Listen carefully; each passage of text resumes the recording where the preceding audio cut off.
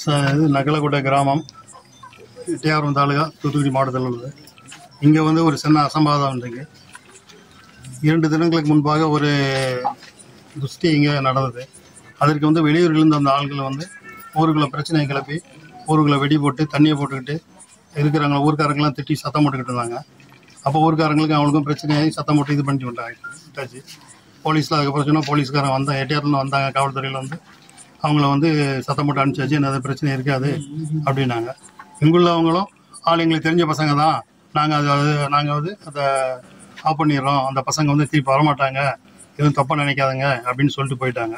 நாங்களும் அது வந்து பெருசாக இது பண்ணிக்கல இருந்தோம். இன்று வந்து அன்னைக்கு காரியம், அதை இறந்த ஒரு காரியம், திருப்பி அதே பசங்க வந்து போட்டோவை கையில் வச்சுக்கிட்டு போட்டோவை காமிச்சு நீ தானே அது அப்படின்னு சொல்லி கடைக்குள்ளே நுழைஞ்சி வெட்டி தடுக்க வந்த மருமக பக்கத்தில் கடைக்கு வந்தவங்க 2 மானபங்கப்படுத்தி ஆடைகளை கிழிச்சு மானபங்கப்படுத்தி அவங்களையும் அடித்து வெட்டி ரொம்ப அராஜகம் பண்ணிட்டு தப்பிச்சு போயிட்டாங்க. இது வந்து இதுக்கு முந்தைய ஒரு சின்ன சம்பவம் நடந்துச்சு. அந்த சம்பவத்துக்காக பாதுகாப்புக்காக கூலிப்படையை கூப்பிட்டு வந்திருக்காங்க அவங்க. ஆமாம், கம்ப்ளைண்ட் பண்ணியிருக்கிறோம், எல்லாமே பண்ணிக்கிறோம். அவங்களும் 2 பேர்த்த பிடிச்சி வச்சிருக்கிறோம். இன்னும் எப்படி பிடிச்சிருவோம், நாளைக்குள்ள பிடிச்சிருவோம்னு சொல்லியிருக்காங்க. எஃப்ஐஆர் போட்டிருக்காங்க. எஃப்ஐஆர் வந்து சொன்ன இந்த மாதிரி சார் கொலை முயற்சி வழக்கு போடுங்கன்னு சொன்னால் அந்த ரிப்போர்ட் எப்படி வருது பார்த்துட்டு போட்டுக்கலாம். இப்போ வந்து 502 போட்டுக்கிறோம். வந்து பெண் மானபங்கப்படுத்துதல் இந்த மாதிரி கேஸ்லாம் போட்டுக்கிறோம், நல்லா போட்டுக்கிறோம் அப்படின்னு சொல்லியிருக்காங்க. கண்டிப்பாக அவங்க பிடிச்சி ரிமாண்ட் பண்ணுவோம்னு சொல்லியிருக்காங்க. வெட்டுப்பட்டவங்க என்ன கண்டிஷன் இருக்காங்க? வெட்டுப்பட்டவங்க கொஞ்சம் பாதிப்பு தான் சார். இப்போ இங்கேருந்து எட்டயபுரம் ஜிஹெச் கொண்டு போய் அங்கே முடியலன்னு சொல்லி கோயில்பட்டி கொண்டு போய் அங்கே முடியலன்னு சொல்லி பாளையங்கோட்டை கொண்டு போயிருக்காங்க. அங்கே போய் ஸ்கேன் எடுத்து எக்ஸ்ரே எடுத்து முடிச்ச பிறகு தான் அப்படியே ட்ரீட்மெண்ட்டே ஆரம்பிப்போம் அப்படின்னு சொல்லியிருக்காங்க. ரிசல்ட் வரல. நாங்கள் தான் கிளம்பி போய்கிட்டு இருந்தோம். நீங்கள் வந்தோடனே இறங்கி வரோம்.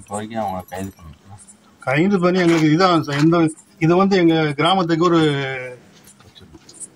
இப்போ இந்த மாதிரி நடந்ததே கிடையாது. எத்தனையோ சாவு நடந்துருக்குது.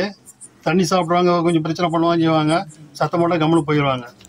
இது வந்து இந்த ஊருக்காரங்க என்ன அப்படியா இப்படியா, இந்த ஊருக்காரங்க என்ன பண்ணிடுவாங்கன்னு சொல்லி தகாத வார்த்தைகளை பேசி அவங்க இது பண்ணாலும் அந்த பசங்க வந்து லாஸ்ட்டில் வந்து அவங்கள இது பண்ணியாச்சு, சத்தம் போட்டாங்க.